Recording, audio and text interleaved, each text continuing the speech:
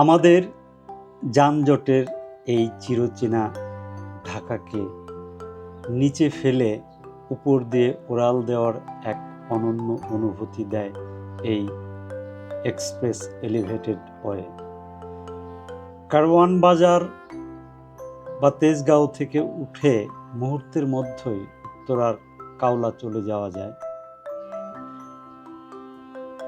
ঝুঁকিবিহীন মসৃণ 4 লেনের এই পিচ ঢালা পথ ধরে 10-15 মিনিটের মধ্যে বিমানবন্দর এলাকা পার হওয়া যায়, যা আগে কল্পনা করা যেত না। উপরে উঠলে মনে হয় কোনো উন্নত দেশের আধুনিক এক্সপ্রেস ওয়েতে গাড়ি চলছে।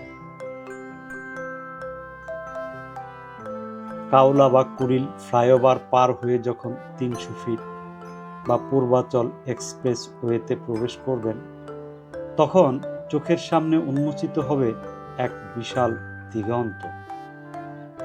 এটি বাংলাদেশের অন্যতম চওড়া এবং দৃষ্টিনন্দন সড়ক। রাস্তার দুই পাশে পরিকল্পিত গাছপালা, লেক এবং সার্ভিস লেন এক দারুণ স্নিগ্ধতা দেয়। দুপুরের কড়া রোদ কিংবা বিকেলের নরম আলোয় এই চওড়া সড়ক দিয়ে গাড়ি চালানো অত্যন্ত স্বস্তিদায়ক। 300 ফিটের শেষ মাথায় কাঞ্চন ব্রিজ পার হওয়ার সময় নিচে বয়ে চলা শীতললক্ষা নদীর দৃশ্যমান সৌন্দর্য মনকে শান্ত করে। ঢাকার কংক্রিটের জঙ্গল পার হয়ে এখানেই প্রথম গ্রামীণ ও প্রাকৃতিক আবহ টের পাওয়া যায়। কাঞ্চন ব্রিজ পার হয়ে যখন আমরা নরসিংদীর মাধবদীর দিকে এগোলাম, তখন রাস্তার দুই পাশের সবুজ দৃশ্য বদলে গেল।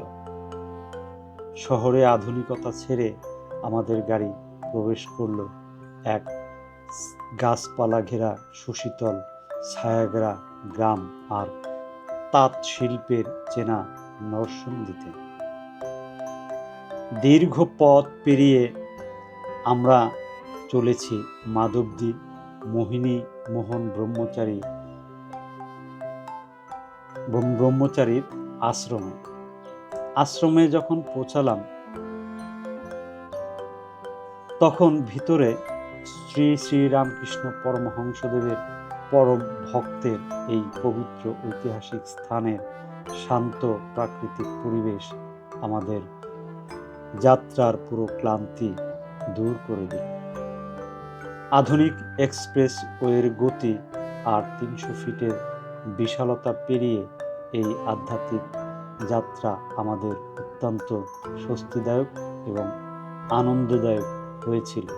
এজন্য আমার বন্ধু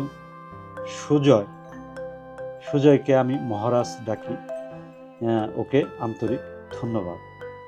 তো আমরা চলুন ভিতরের এই মোহিনী মোহন মহারাজের যে আশ্রম, শ্রী শ্রী রামকৃষ্ণ পরমহংসদেবের স্মরণে উনি এখানে আশ্রম করেছেন, সেই আশ্রম আমরা ঘুরে ঘুরে দেখব।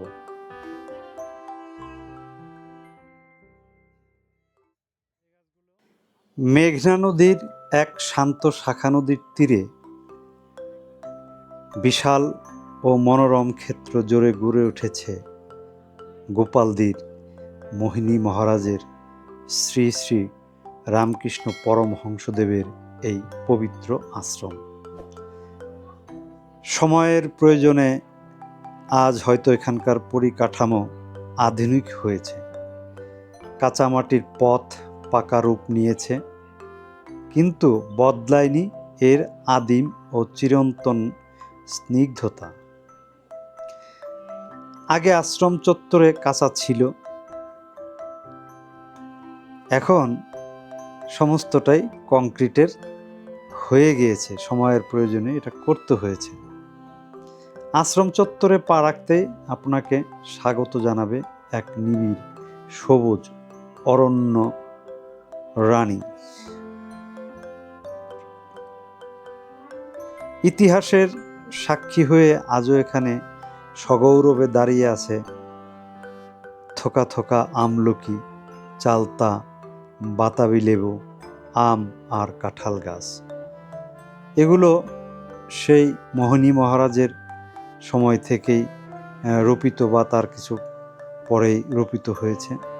কিছু গাছ তার আমলেরই রোপিত। কংক্রিটের এই যুগেও এখানে কান পাতলে শোনা যায় অজস্র পাখির কলতান, যা নিমিষেই মনকে জুড়িয়ে দেয় এক পরম শান্তিতে। সময়ের সাথে সাথে দূর দূরান্তের ভক্তদের সুবিধার্থে গড়ে তোলা হয়েছে বিশাল ডাইনিং হল এবং সুপরিসর থাকার জায়গা, যেখানে এসে প্রতিটি মানুষ পায় ঘরের মতো এক নিরাপদ ও পবিত্র আশ্রয়। এই আশ্রমের প্রাণ পুরুষ মোহিনী মহারাজ ছিলেন মূলত এক শুদ্ধ মাতৃভাবের মানুষ। শ্রী শ্রী রামকৃষ্ণ পরমহংসদেবের যত মত তত পথ এই মহান সনাতন ও সর্বজনীন মতবাদে তিনি গভীরভাবে আস্থাশীল ছিলেন। তাই এই প্রাঙ্গণে কোনো ধর্মীয় গোঁড়ামি নেই কোনো ভেদাভেদের দেয়াল। জাত, ধর্ম, বর্ণ নির্বিশেষে যে কেউ এখানে আসেন তিনি লাভ করেন মহারাজের সেই চিরন্তন মাতৃ স্নেহ। এখানে আসা প্রতিটি প্রাণ কেবল আত্মিক তৃপ্তিই পান না, পান অন্ন প্রসাদও। খাওয়ার জন্য এখানে কোনো বাধা ধরা নিয়ম বা মূল্য নেই। যদি কোনো ভক্ত পরম শ্রদ্ধায় মাতৃভাণ্ডারে স্বেচ্ছায় দান করেন, তাতেই চলে এই বিশাল কর্মযজ্ঞের সেবাশ্রমের সেবাযজ্ঞ। কোনো জোর জবরদস্তি নেই কোনো বাধ্যবাধকতা। কেবল সাধারণের খাবার তৈরি করার জন্য এখানে মহারাজ ব্যবস্থা করে থাকেন মাছের। এখানে মাংস খাওয়ানো হয় না, এখানে এই নদীর মাছ ভক্তদেরকে খাওয়ানো হয় এবং এখানকার রান্নাও পরম সুস্বাদু এবং এদের আপ্যায়নে তৃপ্ত হন ভক্তরা। এমন এক মনোরম, উদার আর স্বর্গীয় পরিবেশের চত্বরেই আমরা আপনাদেরকে আসার কথা বলবো, ঘুরে যেতে বলবো, দেখে যেতে বলবো যে বর্তমানে এই ভেদাভেদহীন এক পরম মাতৃ স্নেহ নিয়ে আশ্রম করেছিলেন মোহিনী মহারাজ শ্রী শ্রী পরমহংসদেবের উপর আস্থা রেখে।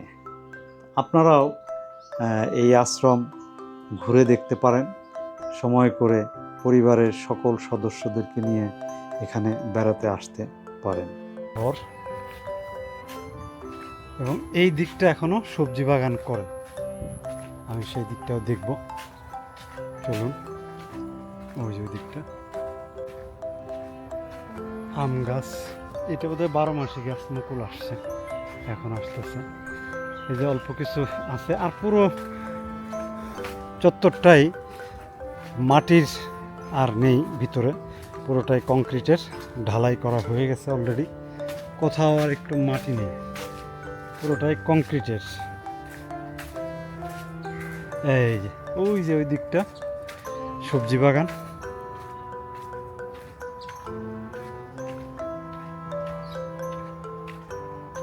মোহিনী মহারাজের শ্রী শ্রী রামকৃষ্ণ পরমহংসদেবের মন্দির বা আশ্রম উনি তৈরি করেছেন। উনি তার অনেক বড় ভক্ত ছিলেন রামকৃষ্ণ ঠাকুরের।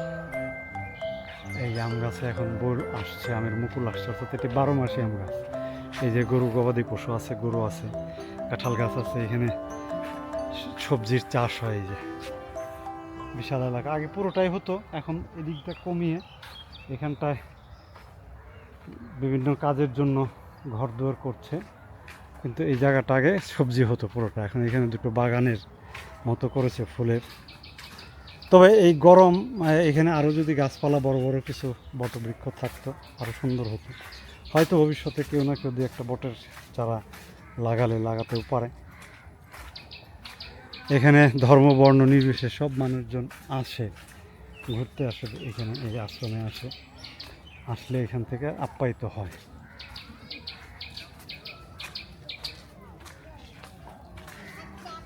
এই যে ওই যে দোতলায় যাওয়ার একটা সিঁড়ি আটকানো। বিভিন্ন ধরনের গাছ, চালতা গাছ, এই যে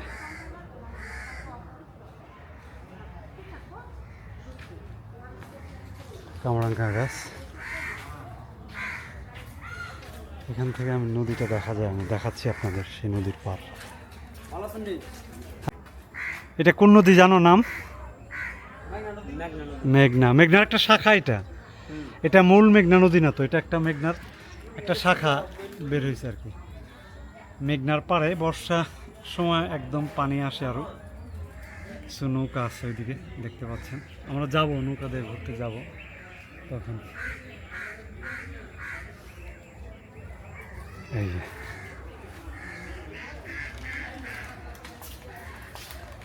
বিশাল কর্মযজ্ঞ।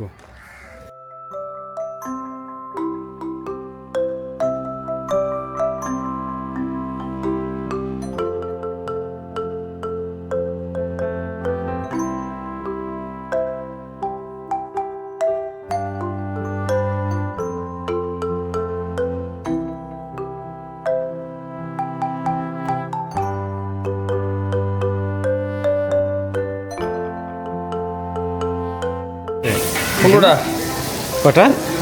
15টা চলে না? গুড। আর দিলি 4-5 লোকের প্রসাদ ব্যবস্থা আমার পাল্টা দাও প্রতিদিন না? প্রতিদিন সবই মাছ, সব মাছ যেটা দেয় ভাগ্যে এই হ্যাঁ।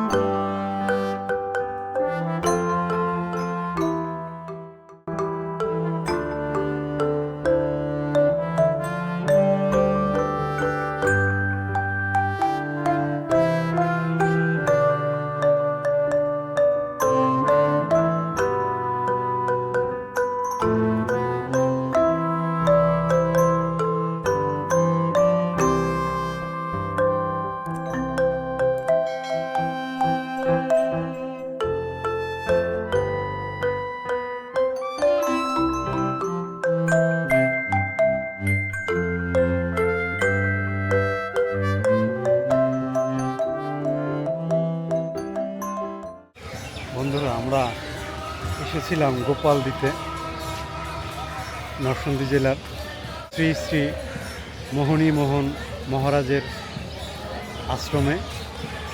উনি শ্রী রামকৃষ্ণ পরমহংসদেবের একজন ভক্ত। আমাদের এই ভ্রমণের যে মূল নায়ক সে হলো আমার এই বন্ধু সুজয় মহারাজ।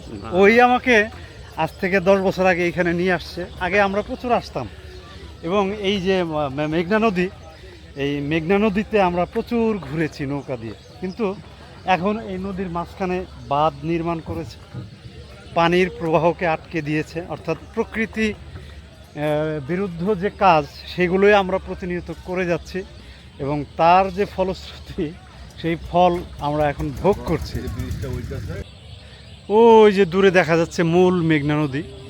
ওই মেঘনার থেকে একটা শাখা নদী এটা আর কি, এটাও মেঘনা নদী।